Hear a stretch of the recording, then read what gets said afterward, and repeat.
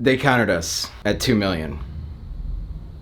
Hans and I just got word that literally my best friend in the whole world went to Stanford with this guy, roomed with him for practically all 4 years, and now we got him into his very first home, him and his wife Jackie. So I'm so excited. We're super excited.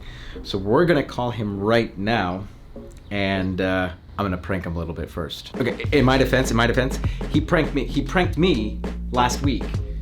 Said that Hans had messed up and that he was upset with Hans, and it turned out to be a prank. And I was like, why you gotta do me like that, dude? Because I was my heart, I was getting palpitations, my stomach was hurting. He gave me a lot of anxiety, and so now I'm gonna get him back. They countered us. Okay. At 2 million. I see. I guess I don't know how to process information, because I guess first the listing agent said they'd be happy with Yeah. and now they're telling us they're not happy. I know. They're being greedy. Yeah, I mean, I don't know what you guys want to do. I guess what happens here, right? If we don't counter, if we don't go back with the I mean, we can also go back with a different offer, right? And just counter their counter. Or we just don't, and they can decide whether or not they want to take the offer, right? Or they want to go to open house. There's a lot of possible steps that we could take right now, but I think the one that we should take is put the deposit in by Monday. Okay, that doesn't say anything. It just says whatever we decide, the deposit's due on Monday. So that wasn't a very good transition, because I get where you're going there, but that transition wasn't very smooth. You get where I'm going with this? Yes, I get where you're going, but that transition was. I'll give you a 4 out of 10. God damn it! Congratulations, motherfuckers! Wait, what? But he's saying that the transition from telling us the counter to the deposit was not smooth. Jackie didn't even catch it, right? The best kind of troll is when you got trolled and it's obvious, but there's smooth transitions. Yeah, you guys played this too seriously at first. Holy shit! Alright. That's what you get, motherfuckers. That's what you get. That's what you get. Oh my god. Jack's gonna throw up now. Okay, so bottom line, 1.8. You guys got the house. They signed it. We're in contract. Okay. Yay!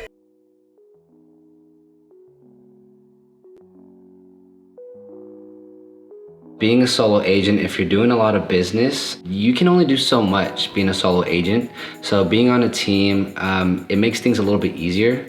And I'm gonna give an example. So on Wednesday, just a few days ago, my teammate agent Taha was able to help me with my buyers that actually just showed property today. The reason why he had to help me is because at that time I was writing up an offer. It makes things a little bit easier for me because even when I'm not servicing these buyers that I just showed the property to right now, I was still able to help them through Taha. So shout out to Taha.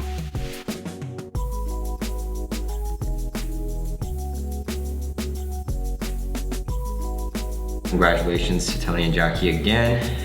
This whole process was definitely a learning experience. It was actually very easy to get them into this house because this house was previously in contract and it fell out of contract because the buyers weren't able to deliver on the loan. What that means is that there's actually a lot of opportunities in the canceled, expires, and withdrawn listings on the MLS.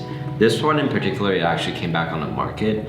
But since it was on the market for a while, it wasn't getting a lot of attention. We were able to get the house for $100K under what it was previously in contract for, since we're the only offer on the table. On top of that, we negotiated for a lot of things for the sellers to do prior to our clients moving in. So overall, our clients got a great deal for a brand new construction. I'm sure they're gonna be making a lot of equity over the next couple months here.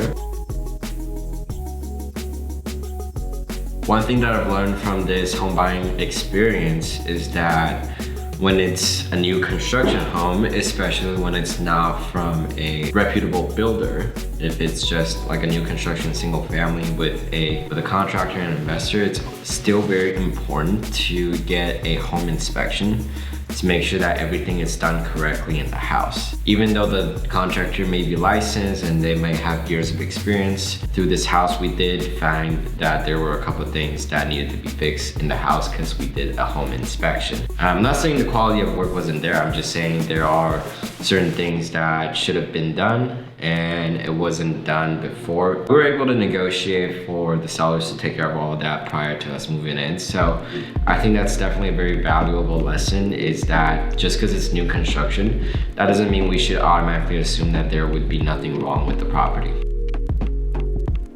Real estate, being a real estate agent, you're gonna get a lot of no's. There's gonna be different types of no's. You really have to understand what those no's mean and understand that rejection. I mean, it's gonna come up pretty much every single time, but you have to push through it and you have to overcome those obstacles. If there's anything that I would give to a new agent, some advice to a new agent, it would probably be just be aggressive in this business.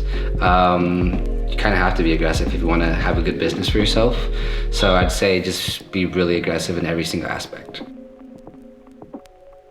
Dealing with rejection in this market is it's very common, right? And it's very common for buyers to be tired out. The only way to deal with rejection is to get over it. I mean, there's no easy way to say it, because here at SSV, we have all the trainings for you to figure out exactly what it would take for you to figure out exactly what it would take for your clients to win the house. And if you figure that out and you let your clients know, then it's very rare that you're gonna be dealing with rejection. But it does happen. And the way to deal with it is to be optimistic and see that everything that we're doing here is only gonna help you find your clients and help them win the house. That's why we have such a high success rate at getting our clients' very first offer accepted, and it's because of a strategy and formula that we follow. So as long as you're following that strategy and formula, it's very rare that you're gonna be dealing with rejection.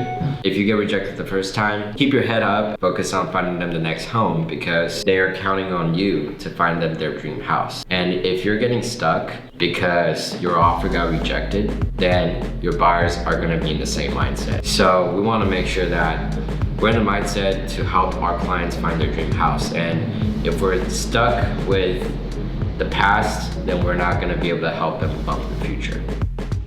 I've actually been able to help coach my clients, some of my clients, to buy sooner rather than later, because seeing how this market is right now and what we kind of can expect for these upcoming months, it would honestly be saving them more money if they bought within the next 30 to 60 days rather than waiting the next 4 or 6 months. So if there's one thing I would let my buyers know and coach them on in this market that we're in right now, is really just to buy as soon as possible. If you're a buyer and you're on the fence of whether or not you should buy now, my advice to you is that you should have bought 6 months ago. The reason for that is because with the current market conditions and just based on the market trends, if you don't know what I'm talking about, here's a link to Danny's YouTube channel. Go and watch his videos on the market trends. Based on history and the foreseeable future in the next couple months here, there's a couple reasons why you should buy now. Number one is the competition. The longer you wait, the more expensive it's gonna get for you to buy the same house. The same house that you're looking for right now is gonna be worth 200-300K more. So you're not gonna be able to save faster than the market appreciates. The sooner you can get into a home, the better. All right, so that's number one. Number two is because of the interest rates.